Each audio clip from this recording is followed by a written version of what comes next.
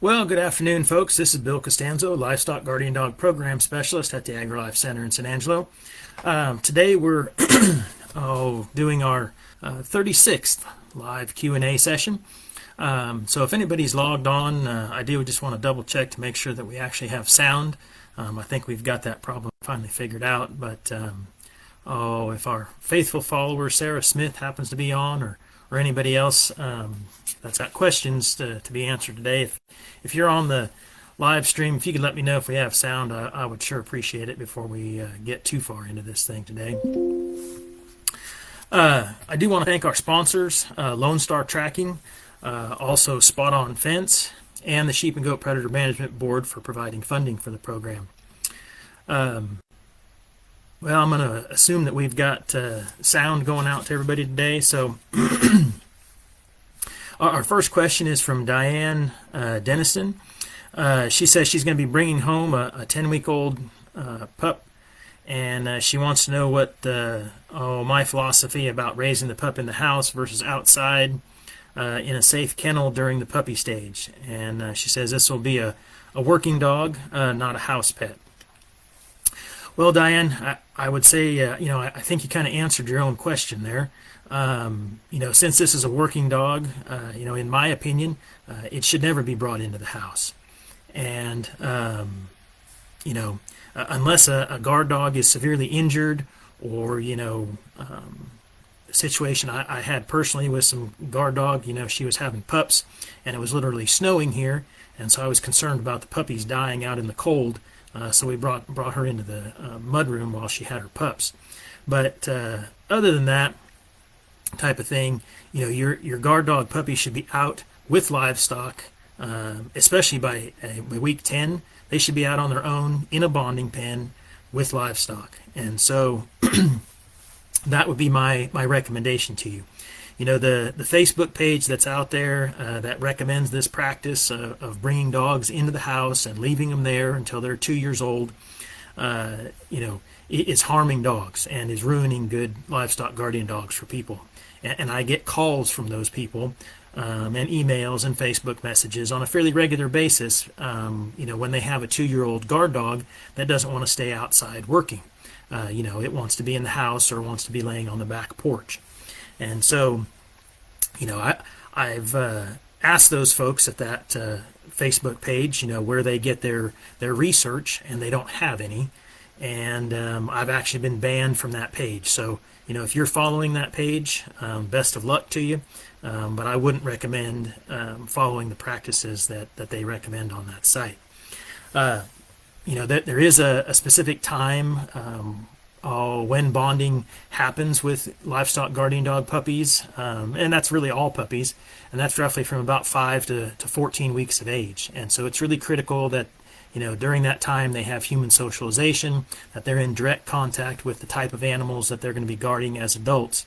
And if that doesn't happen because they're in the house, then the chances of that dog being an effective livestock guardian dog is dramatically decreased. And so that would be my recommendation to you. And anybody that is on today that is concerned about, it's a puppy and it's cold outside and that type of thing. Livestock guardian dogs have double hair coats for a reason. And once that puppy is old enough to be weaned, their body is acclimated to be able to regulate its own temperature and things like that at that point.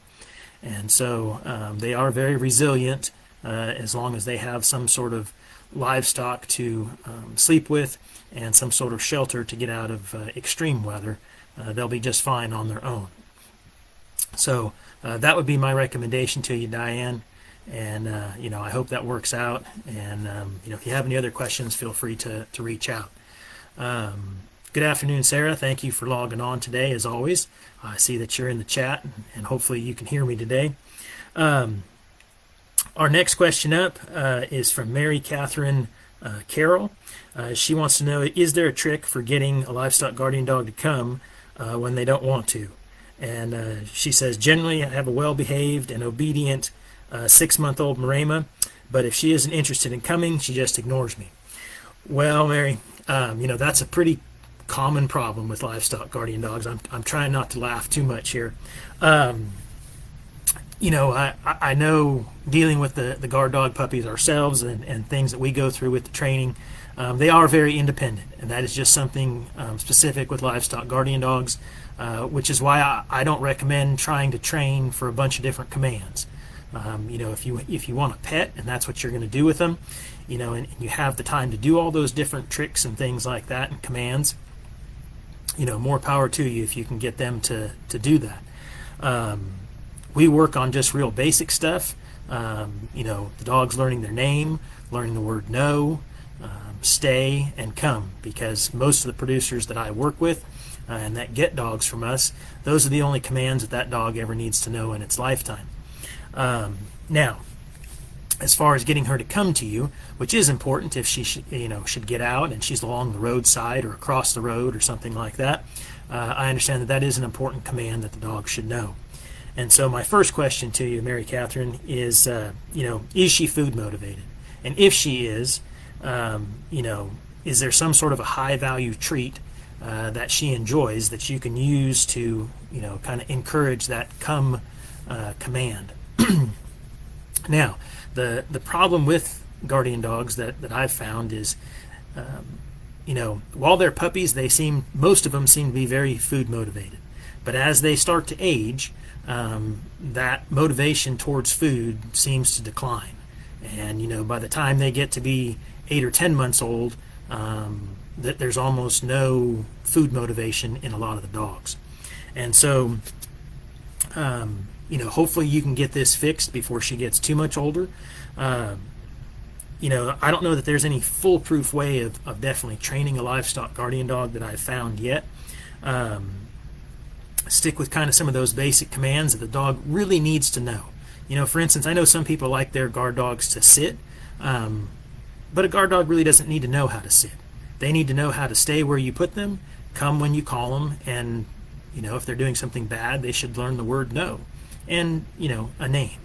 But even a name is really just for management purposes. If you've got 5 different dogs and you need to have one of them come to you, they should have a name and know that. But if she isn't food motivated, is there some sort of reward that she does like? We had a couple pups a few years back that really liked getting into the water trough. I mean, it didn't matter whether it was summer or winter, those dogs would be, up to their neck laying in a water trough. And so, that was their treat when they got done with training, is I would let them get into the water trough. So if there's something like that is a high value reward for her, you may want to try to use that to encourage that kind of come behavior type of thing. Okay. The only other thing I'd probably recommend is trying a really long lunge line, like for a horse, like a 25 or 50-foot lunge line, or even making one up out of a piece of rope for yourself, and letting her get away from you, and then using that come command and physically just pulling her to you until she figures out that when you say Sally come, Sally actually comes over to you. And you can try different things. Like I said, if she's still food motivated, find some type of treat, even if it's some luncheon meat or hot dogs or canned wet food or whatever it is that she likes.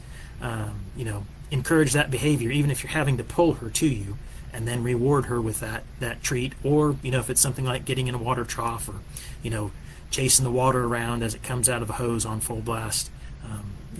You're going to have to get kind of creative on some of this stuff, I think, with this specific dog. So again, if you need anything else, feel free to reach out, or if you've got follow-up comments, if you're logged on here today, feel free to post those. Our next question, and boy, Susan, I know I'm going to botch your last name, but it's Susan Hamurakova.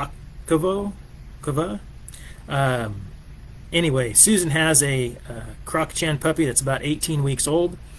She sleeps in a kennel in the barnyard at night, but she feels like she gave her too much freedom during the day when she first brought her home because she was chasing the sheep.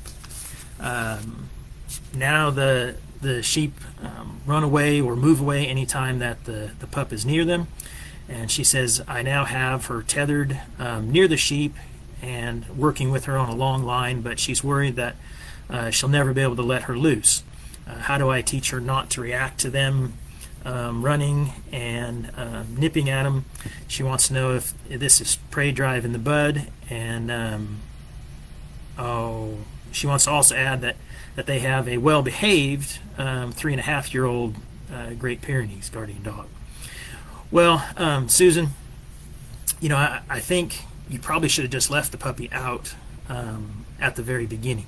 While yes, she might have been chasing, when she was young, those sheep would eventually have gotten tired of that puppy trying to chase them, and would have headbutted her and taught her to be submissive. And so now that she's at the 18-week mark, or maybe a little bit longer now since she posted, the chance of that happening is decreasing because the puppy's getting bigger all the time and getting stronger and things like that. And so I think this is pretty young to say that you might be seeing prey drive at this point. I think it's really just the puppy wanting to exhibit some playful behavior. And while it's I wouldn't encourage that behavior, I don't think that it's quite prey drive at this point in the pup. My recommendation to you would be placing that puppy in a pen. If you have enough mature rams or some older, very aggressive ewes that you can put in a pen with that puppy for 2 or 3 weeks, they'll generally solve that problem for you and teach that puppy to be submissive to them, because they're not going to tolerate that puppy chasing them. But that's not going to last for very long, because that puppy's going to keep growing very rapidly. And so you definitely need to fix this as soon as you can. They probably won't accept that puppy either, trying to chew on them or nip at them or anything like that. So hopefully you've got enough mature rams to be able to do that in a pen.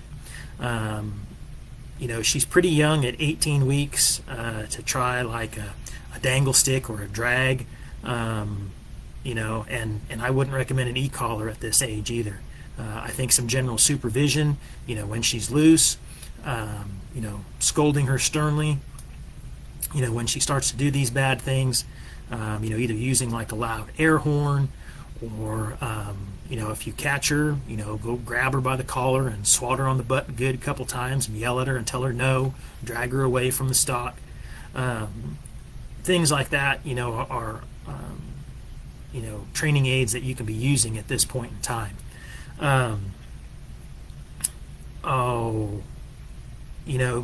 If you don't have time to do that, and you want to try like a drag or something, maybe just a really lightweight chain. I mean something really pretty light, because this puppy is still growing, and you don't want anything to hinder her growth or change how she's going to be walking or running or anything like that.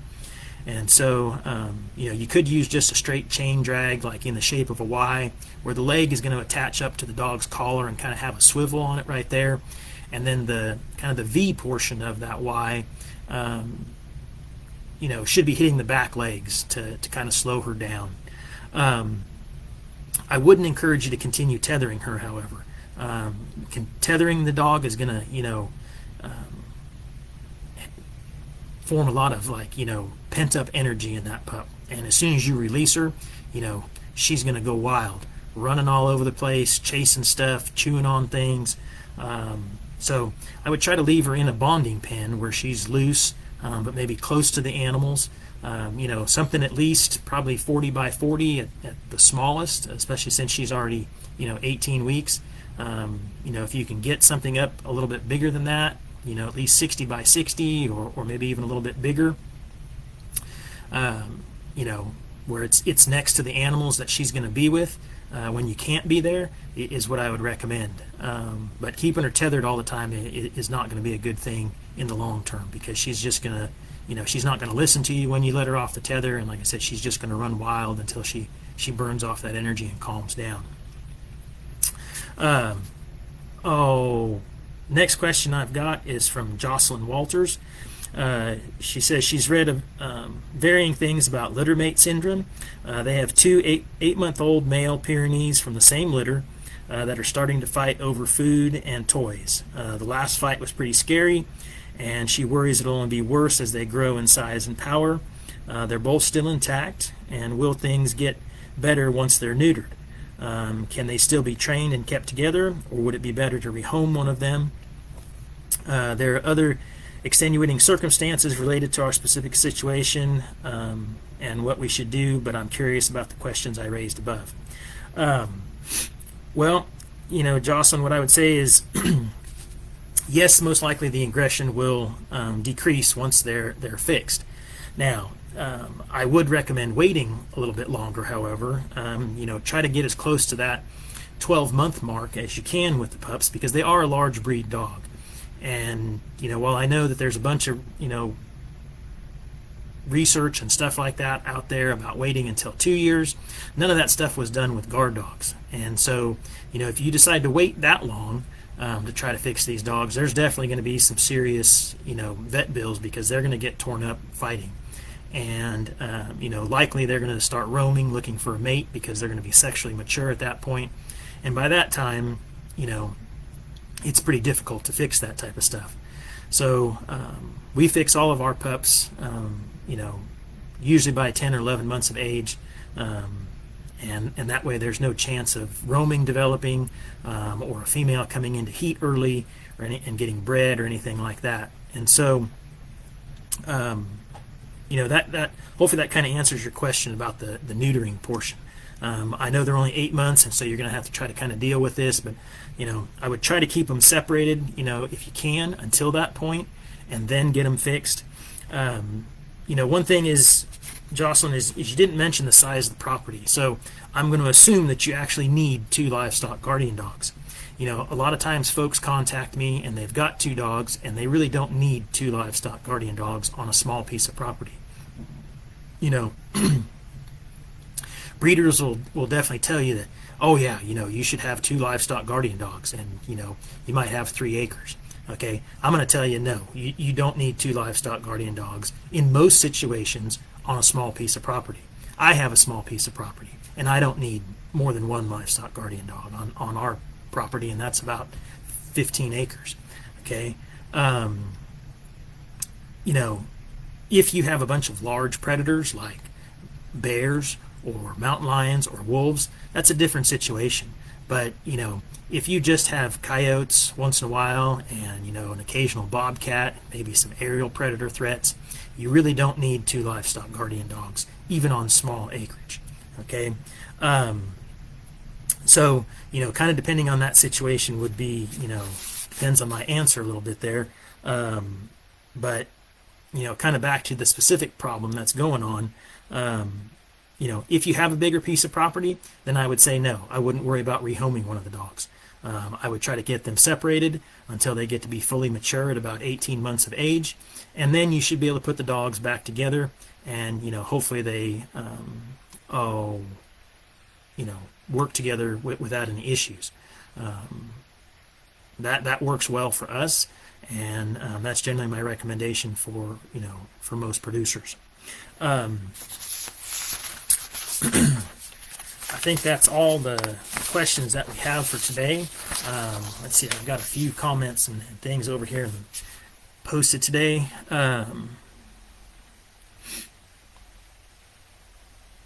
So Wendy Pickney says that her pups actively avoid taking any type of food or treat from her hand.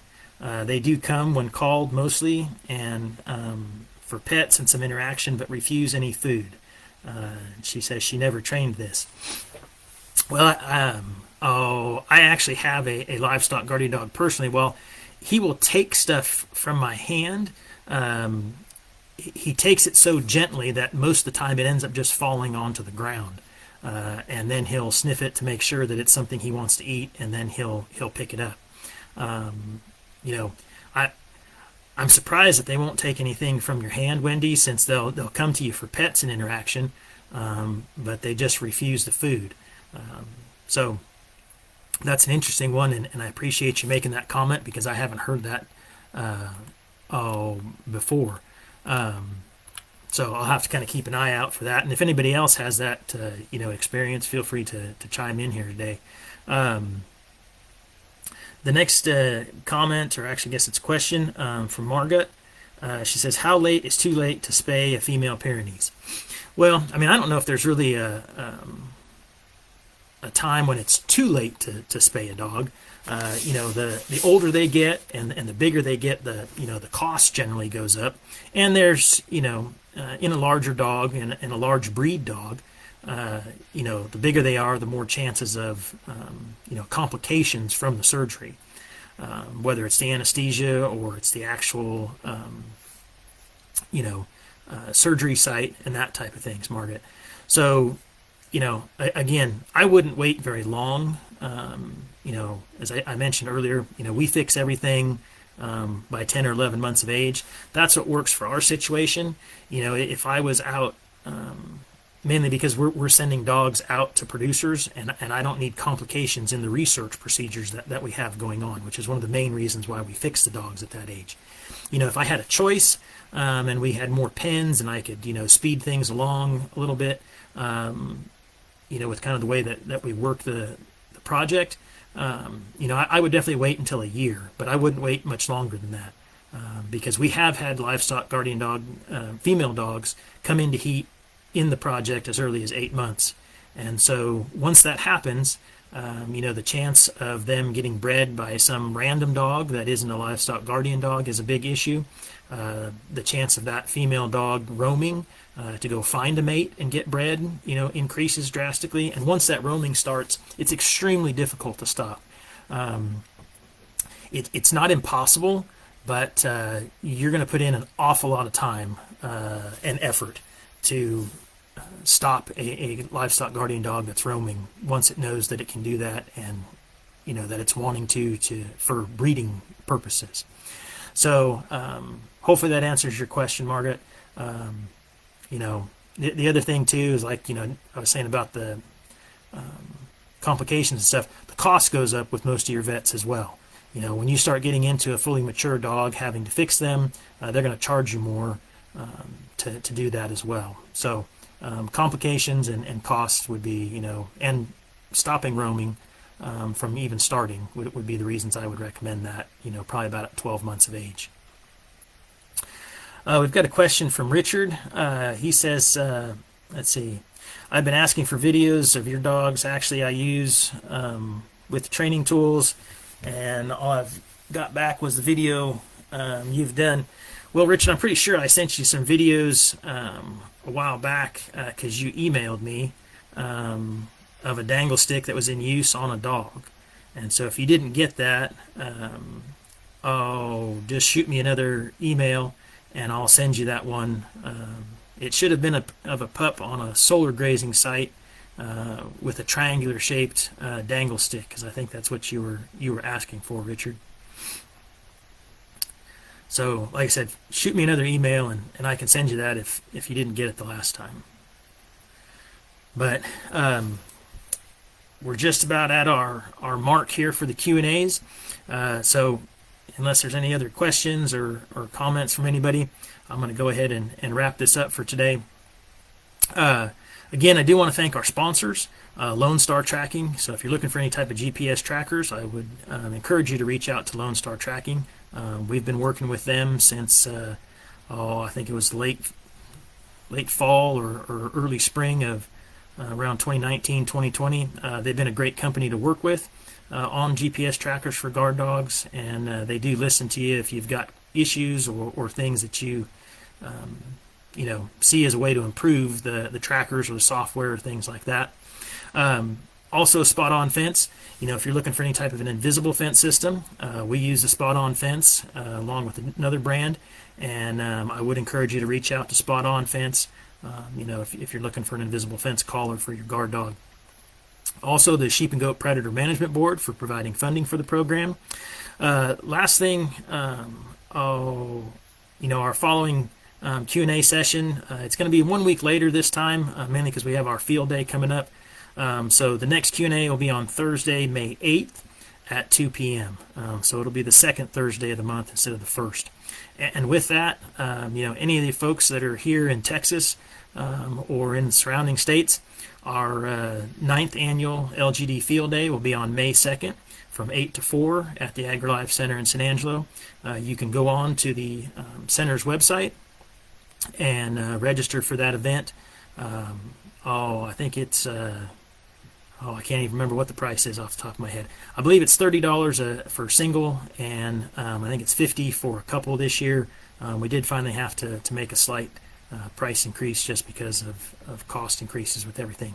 There'll be some workshops in the morning. Lunch will be provided for that event if you come. There'll be a producer panel afterwards, and which is kind of like a Q&A session just like this, but it's from ranchers that have been using livestock guardian dogs for a long time. And then we'll wrap it up with a tour, and we should have a bunch of door prizes as well. So if you're in the area or wanting to travel, or if you have any questions about the field day, feel free to reach out, and I'm happy to answer those for you. So thanks everybody for watching. Appreciate it, and we'll see you on Thursday, May 8th at 2 p.m. again. Thanks a lot for watching.